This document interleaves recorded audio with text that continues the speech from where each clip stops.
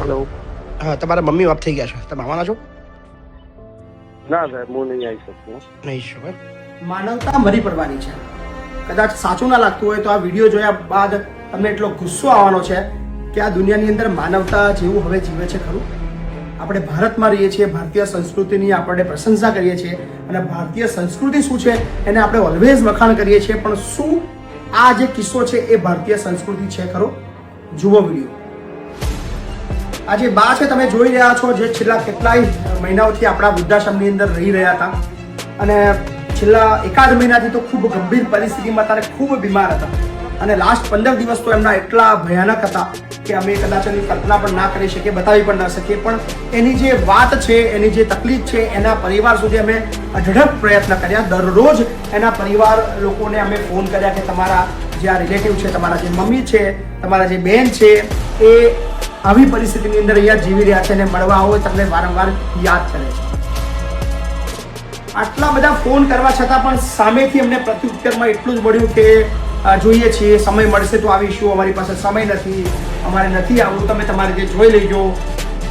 આ જ વાતો ચાલતી હતી. અને ગઈકાલે જ્યારે બાની પરિસ્થિતિ ખૂબ જ ખરાબ હતી ત્યારે અમે એના ઘરના લોકોને, એના સ્પેશિયલી એમના બેનને ફોન કર્યો અને બેનને ફોન કર્યા બાદ રાત્રે અમે એના દીકરાને પણ ફોન કર્યો કે ભાઈ તમારા મમ્મીના હવે કલાકો બાકી છે અને અંતિમ દર્શન માટે આવવું હોય તો આવી જાઓ, કદાચ 2 કલાક પછી તમારા મમ્મી જીવિત નહીં હોય.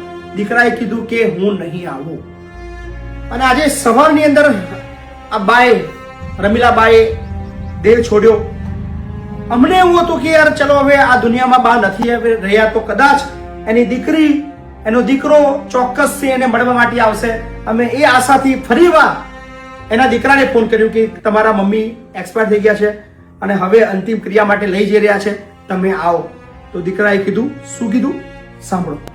હેલો. હા, તમારા મમ્મી ઓફ થઈ ગયા છે, તમે આવવાના છો? ના સાહેબ, હું નહીં આવી શકું. નહીં છો એમ? તો મારી તમને જાણ કરવાની ફરજ છે, અંતિમ સંસ્કાર માટે લઈ જઈએ છીએ એમ. ના ના, વાંધો નહીં, તમારે જે થતું હોય કરી લો, વાંધો નહીં. પણ મતલબ અંતિમ સંસ્કારમાં ખાલી આવ્યા તો કદાચ એની આત્માને શાંતિ મળે મારા ભાઈ. ના, હું નહીં આવી શકું યાર, મારી બહુ મજબૂરી છે. મજબૂરીઓ છે એમ? કઈ વધારે ચલો. હા ને ભાઈ, દીકરા સાથે વાતચીત કર્યા બાદ અમને આશા હતી કે કદાચ દીકરી આવશે. દીકરીને પણ ફોન કર્યો, દીકરી શું કહી રહી છે એ પણ સાંભળો. તમારી મમ્મી ઓફ થઈ ગયા છે ઓફ થઈ ગયા? તો આવવાના છો અંતિમ સંસ્કારમાં? ના બાપુ નહીં આવી. હા ને? તમારા ભાઈને બી જાણ કરી, એને બી ના પાડી. ના પાડી? એને મૂકવા કોણ આવી છે બાપુ? એ છોકરો બનીને જ આવ્યો હતો ને, તો પછી એવું કીધું કે ડ્રાઈવર છે એવું કીધું.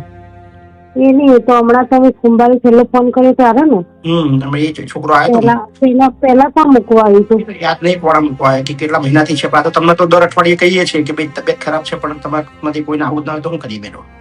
ના બાપુ સોરી, હું તો નહીં આવી શકું. કઈ નથી ભાઈ, ચલો. તો ના આવી દીકરી, ના આવે દીકરો. અંતિમ ક્રિયા તો બધી અમે કરી દીધી, પણ આવી કેટલી માઓ હશે જે આવી પરિસ્થિતિની અંદર જિંદગી જીતી હશે. આ બતાવવાનું અને આ સંભળાવવાનું રીઝન એટલું જ છે કે યાર આપણી જે સંસ્કૃતિ છે, આપણો આ દેશ છે, એ કઈ દિશામાં જઈ રહ્યો છે. આવું જ ચાલતું રહેશે? આખી જિંદગી જેને પાલી પોસીને મોટા કર્યા છે એ એની અંતિમ ક્રિયા માટે પણ ના આવે, એને પાલાવા માટે પણ ના આવે, એની બીમારીની અંદર એની ઘડપણની લાઠી બનવા પણ તૈયાર નથી. શું આ જ દુનિયા છે?